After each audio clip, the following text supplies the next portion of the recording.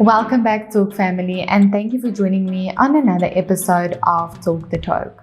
I'm your host, Sharonal Bauer, and joining me today is Leonie Olivier, and she is the dealer principal at Haval Kempton Park. Leonie is a very strong, organized, and proactive woman. She's been in the motor industry for many years. It took quite a lot of persistence, dedication, courage, and hard work to reach the title of dealer principal. She's learned a lot of lessons on her journey, such as when to face a challenge head on and when to walk away. Let's meet this phenomenal and inspiring woman in the motor industry. So, without further ado, let's welcome Leonie, and as always, this interview is proudly brought to you by Seriti Solutions, MFC and Avo by Nedbank.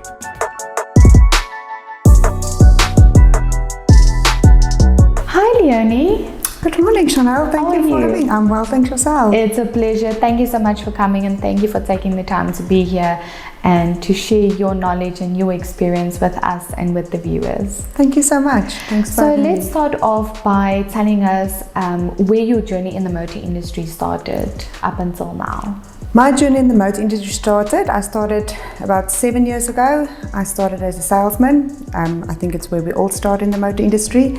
Started in the salesman. We've been with Kia for 2 years as a salesman, then progressed to a fleet sales executive for another about 7 months.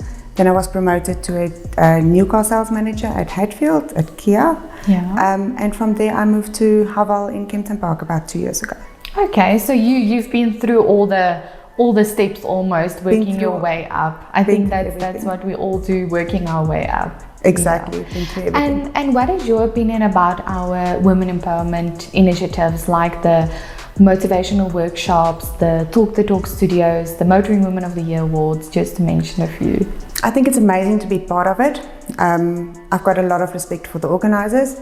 Women in general is tend to manage with emotions. Yes. However, today in the motor industry, yes, you still emotional, you still manage with emotion. However, we turned it around a lot by being hard and strong, along with showing some empathy.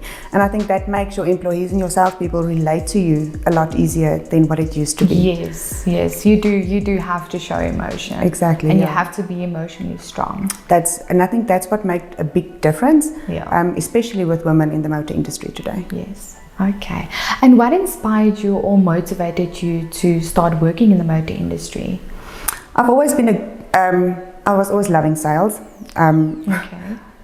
Since young, I was always wanted. At first, I wanted to go into law, but I was always good at sales. So you come into a stage in your life when you need to make a decision of where you want to go.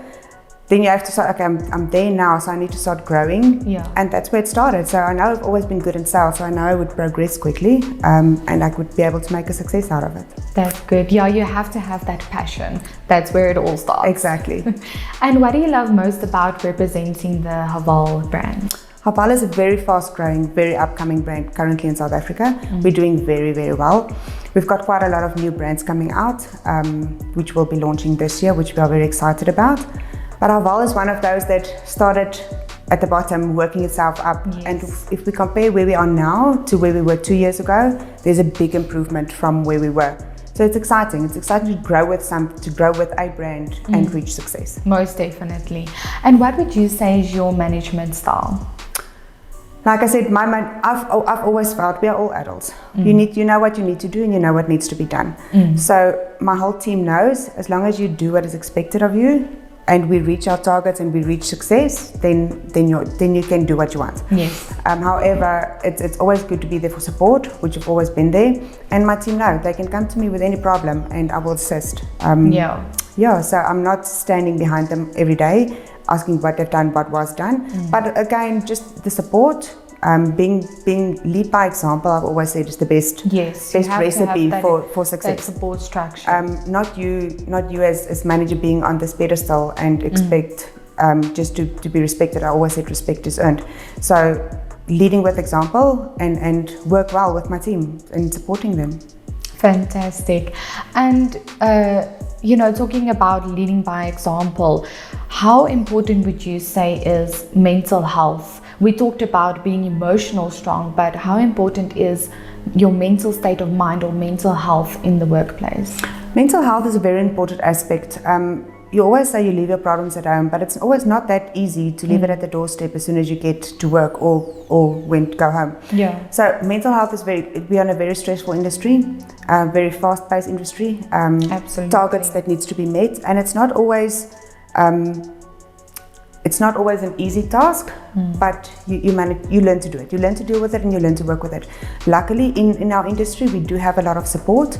If there is any problems, whether it's emotional, whether it's at work related, whether it's financial, we do have a lot of support, which the company offers, Yes. which you can always attend to, and which is treated as personal. So support is always there, but you have to be strong to survive. Yeah, that support structure is very important, especially for, as a team and individually. I agree, definitely. Yeah. And have you faced any unusual discrimination, working your way up in the workplace, either from a client or from internal employees? And how did you deal with it? I've actually been very fortunate up until now. I never had a situation where I was discriminated against due to my gender or anything like that.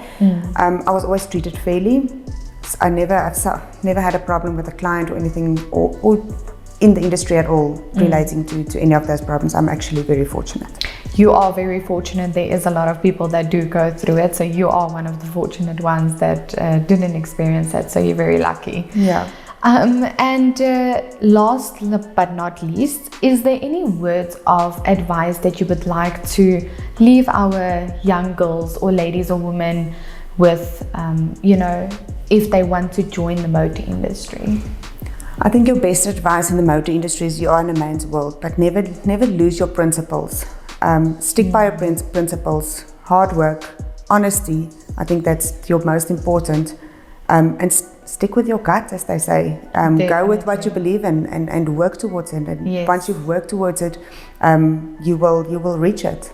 Yes, our women, we are strong and we are dedicated, and we just need.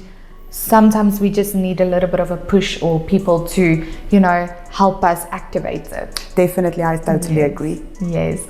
Leonie, I thank you so much for coming today and, sharing your knowledge and your experience with us and, encouraging other girls and young women out there to join the motor industry. So thank you very much. Chanel, thank you for having me again. It's a pleasure. Much appreciated. It's a pleasure. Viewers, we would like to thank you for your continued support and encourage you to like and share our content. Our non-profit companies, the Motoring Woman of the Year Awards, powered by MFC and Avo by Nedbank, and the Talk Studios, sponsored by Seriti Solutions and Avo by Nedbank, are platforms aimed at empowering, uplifting, and celebrating the women of motoring South Africa. We are not just telling stories, we are changing lives. If you are searching for a new or pre-owned vehicle, please visit www.auto.avo.africa. We have a wide range of vehicles on sale for you to choose from, and we only advertise on behalf of reliable and trustworthy MFC accredited dealerships. This car listing portal is user-friendly, and you can also find vehicle reviews, car maintenance tips, and automotive advice, all courtesy of Talk Studios. Ladies, I want to end off this session by saying that you always have a choice in how you react to things that life throws your way, whether they are good or bad. You can choose to run away from a challenge, let it overtake you, or make an effort to overcome it. Although none of these choices will always be the ideal ones for you in the long term, strive to be aware of your possibilities. And as a human being, you do not have to let situations define you. You can choose to create the situations you want. And that's a quote from Sadhguru. And with that, I would like to remind you that the question should never be who's going to let me. It should always be who's going to stop me.